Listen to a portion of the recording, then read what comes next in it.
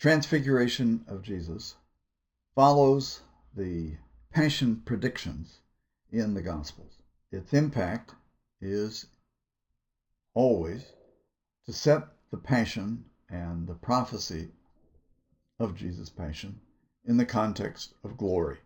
This is most fully developed in John, where the theme of manifesting his glory recurs throughout the whole gospel.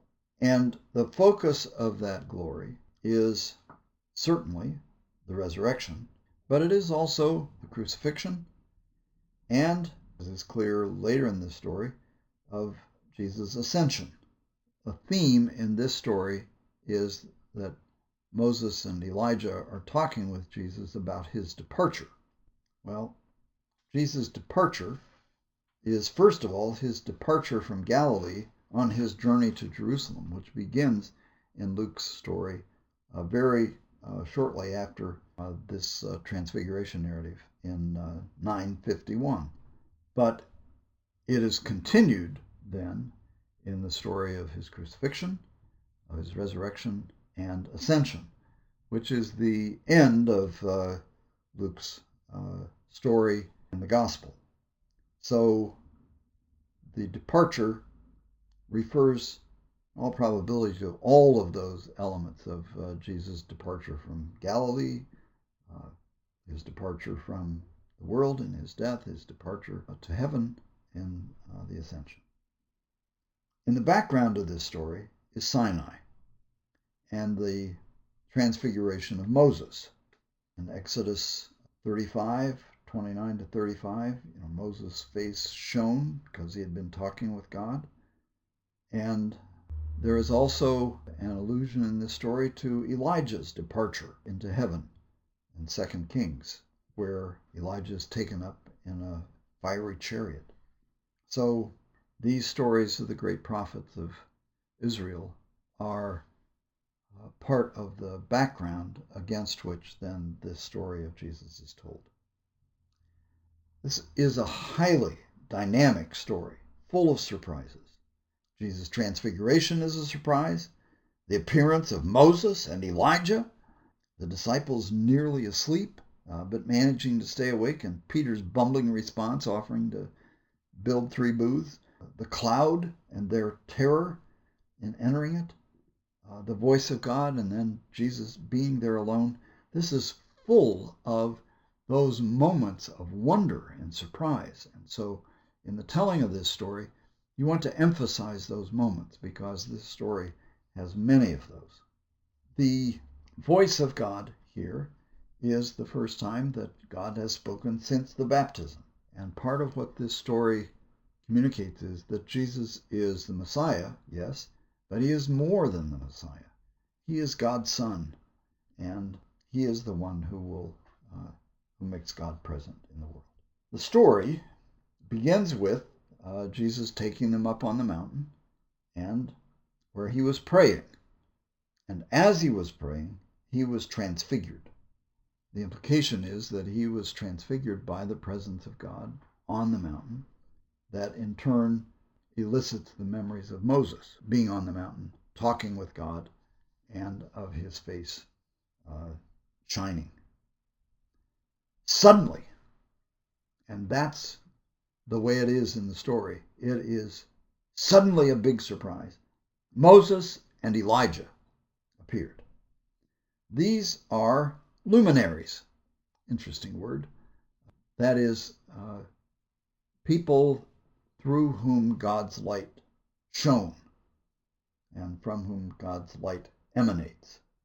Jesus appeared in glory, and they were talking, these 3 heroes of Israel, about his departure. Moses and Elijah had each had memorable departures. Moses at the mountain overlooking the promised land, Elijah in a flaming chariot. So, they could talk about departures. So they were apparently helping Jesus plan his departure, which is, as we know from the rest of the story, very complex. Peter's offer to make 3 booths, one for Jesus and one for Moses and Elijah, comes after they are weighed down with sleep, but had managed to stay awake. This is a distinctive motif in the Transfiguration stories. It is reminiscent of Gethsemane, where their eyes were weighed down.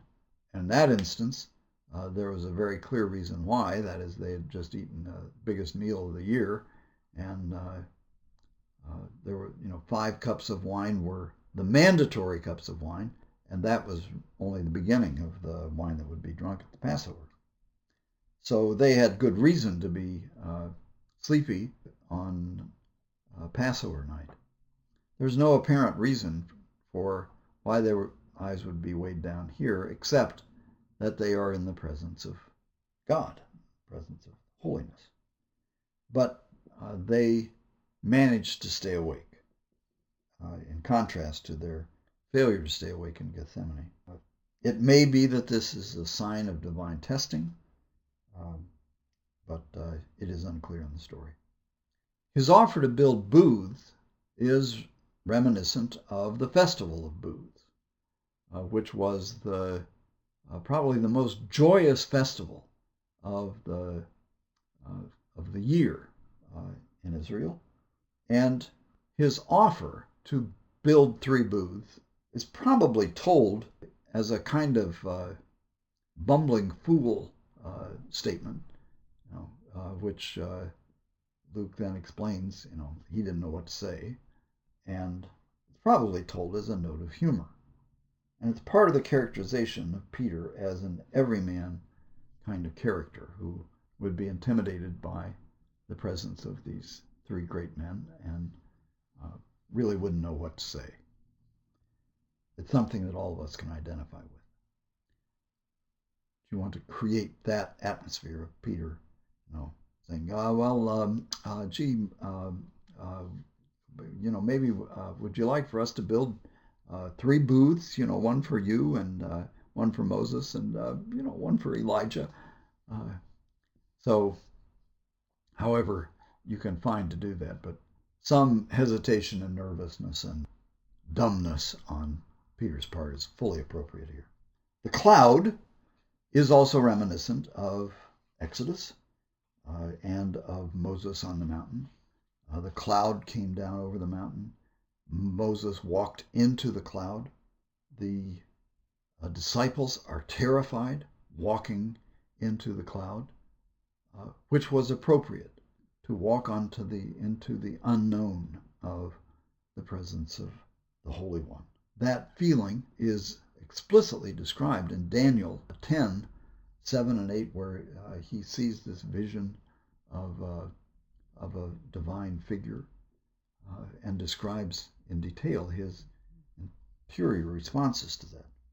So that might be a place to find some analogy to what is being described here that would give you a sense of how to tell it. The voice from the cloud is the voice of God, and the storytelling decision is whether this voice is big and loud or whether it's soft.